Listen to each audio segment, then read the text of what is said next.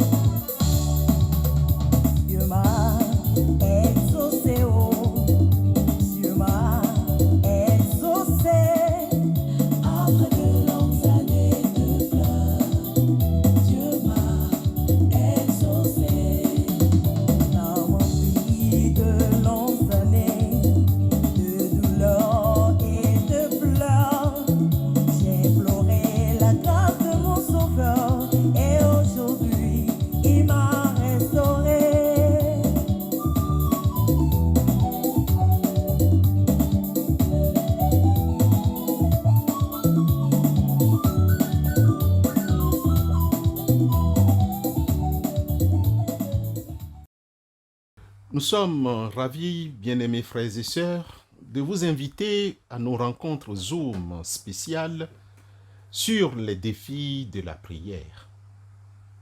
C'est une belle opportunité d'approfondir notre foi et de la partager ensemble. Ces sessions, bien-aimés frères et sœurs, auront lieu les jeudis 26 juin 2025, vendredi 27 juin, samedi 28 juin. Chaque soir, nous commencerons à 20h30 heure de Bruxelles ou de Paris, soit 18h30 GMT. Venez découvrir comment surmonter les obstacles de la prière pour une communion plus forte avec Dieu. Nous sommes impatients de vous y retrouver. Merci.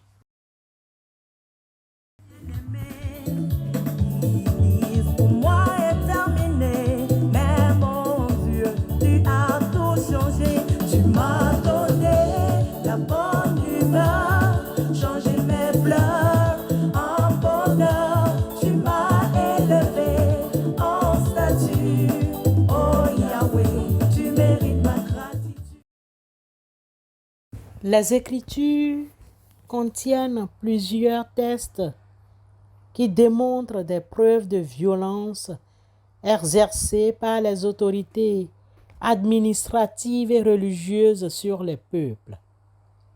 Dans ce contexte, le passage de 1 Samuel chapitre 8, versets 10 à 18 s'inscrit dans un moment charnière de l'histoire des Israélites. Jusqu'alors, le peuple était gouverné par des juges, figures charismatiques suscitées par Dieu pour les délivrer des oppresseurs.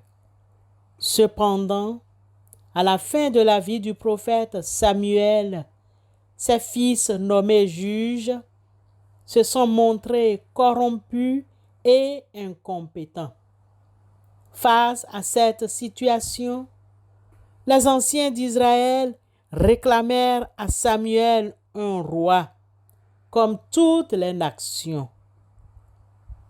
Cette demande, bien qu'exaucée par Dieu, est perçue comme un rejet de la royauté divine. Le texte de Samuel est alors une mise en garde solennelle contre les dangers inhérents à un tel système monarchique, soulignant les abus de pouvoir potentiels. Samuel rapporta toutes les paroles de l'Éternel au peuple qui lui demandait un roi.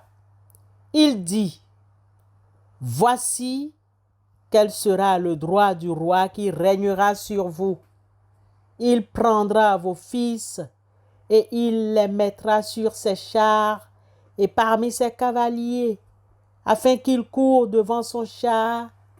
Il s'en fera des chefs de 1000 et des chefs de 50, et il les emploiera à labourer ses terres, à récolter ses moissons, à fabriquer ses armes de guerre et l'attirail de ses chars.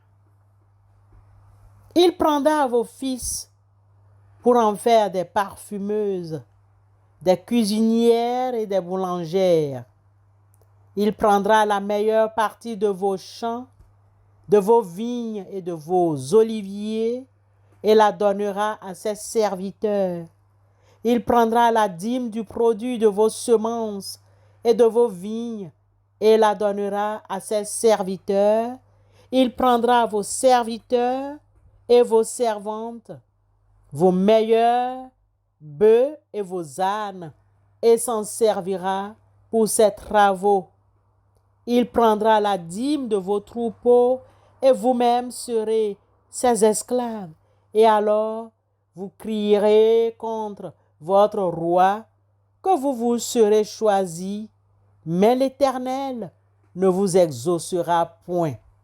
1 Samuel chapitre 8, versets 10 à 18. Aujourd'hui, l'enseignement de 1 Samuel 8, 10 à 18 résonne toujours avec force. La description des droits du roi. Prendre les fils pour l'armée, les filles pour le service, les terres, les récoltes et réduire le peuple en esclavage est une image intemporelle de l'oppression économique et de l'exploitation. Dans nos sociétés contemporaines, cela se manifeste par des systèmes où certaines personnalités des églises, certains États ou bien des entités proches du pouvoir peuvent imposer des impôts excessifs, détourner des fonds publics, privilégier des entreprises aux dépens des citoyens ou encore réquisitionner des biens pour des projets discutables. La corruption, le népotisme et les politiques fiscales injustes sont des expressions modernes de cette exploitation où le bien-être de la population, voire des fidèles, est sacrifié pour les intérêts d'une élite dirigeante. Le texte nous invite à la vigilance critique face à tout pouvoir susceptible de devenir prédateur et à défendre une gouvernance éthique et équitable. Un roi qui maintient la justice fait la prospérité du pays, mais celui qui multiplie les impôts le ruine. Proverbe chapitre 29, verset 4. Amen.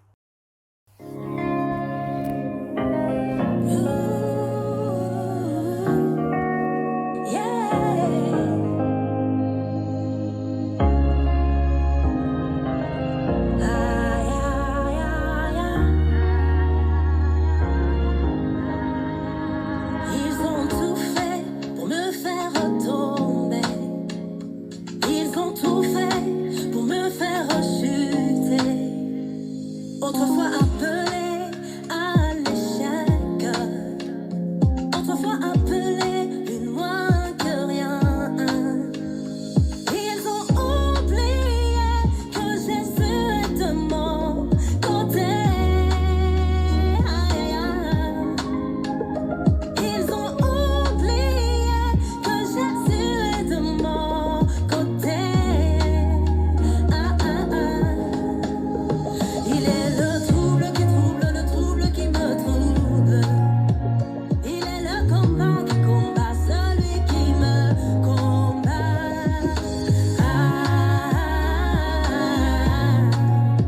Yende akwinanga yatango nyonso.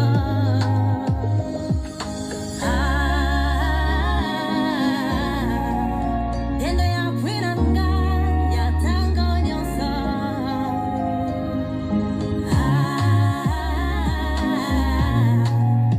Yende akwinanga yatango nyonso.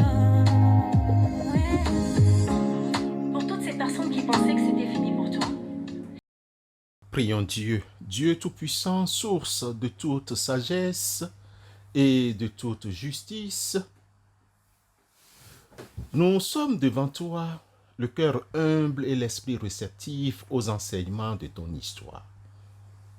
Père éternel, nous réaffirmons notre profonde reconnaissance de ta souveraineté absolue et de ta justice immuable.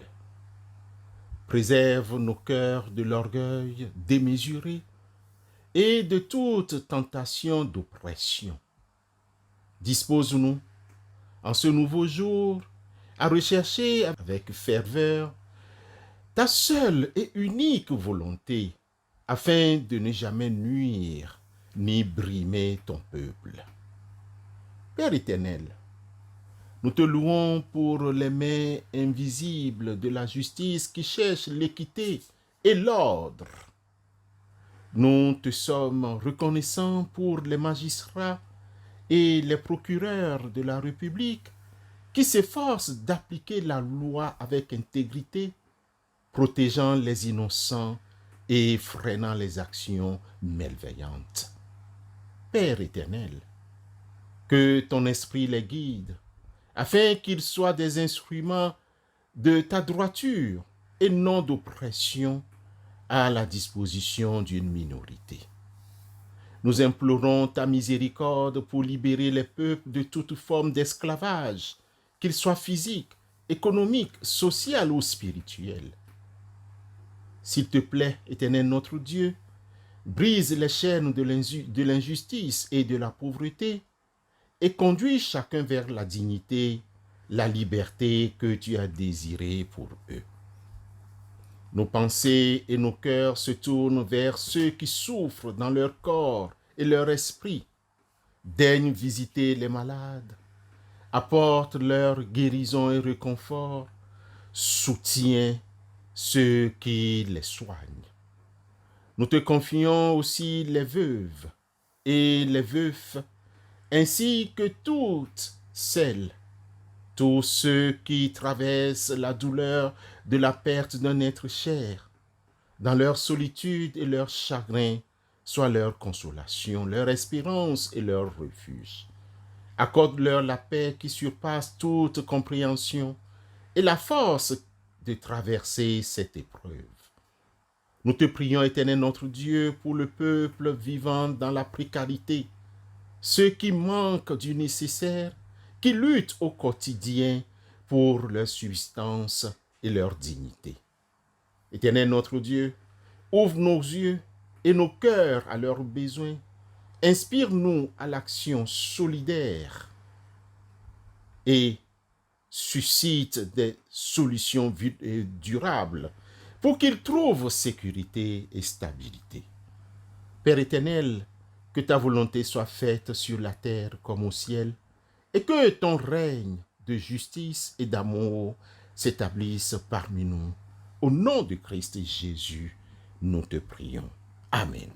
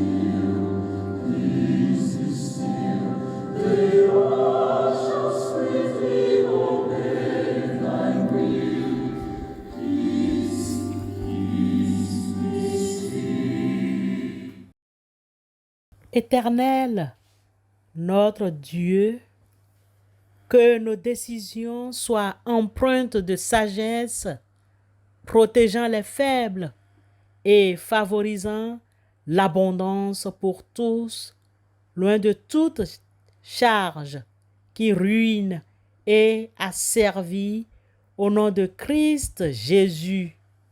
Bonne semaine de travail.